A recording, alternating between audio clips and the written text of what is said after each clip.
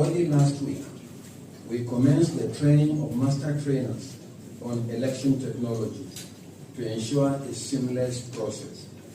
Beginning from tomorrow, we will commence the same training at zonal level and subsequently train all the ad hoc staff for the 176,846 polling units nationwide.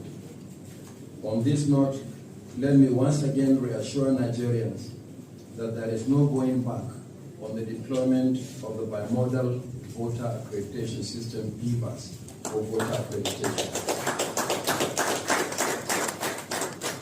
There is no going back on the transmission of results on the inec result viewing portal in real time on election day.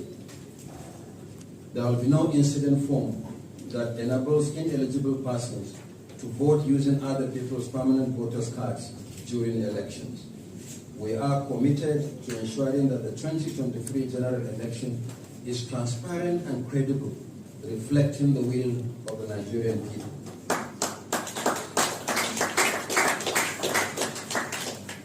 The critical foundation for credible election is the voters' register.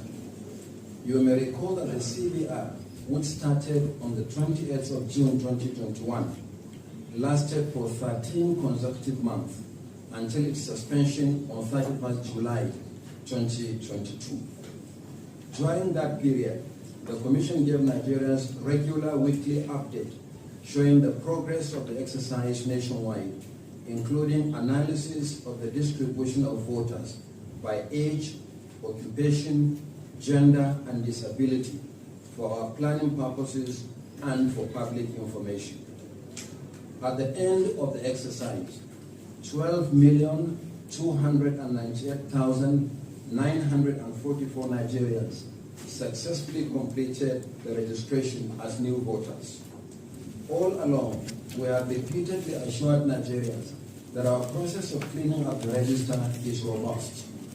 After a rigorous cleaning up of the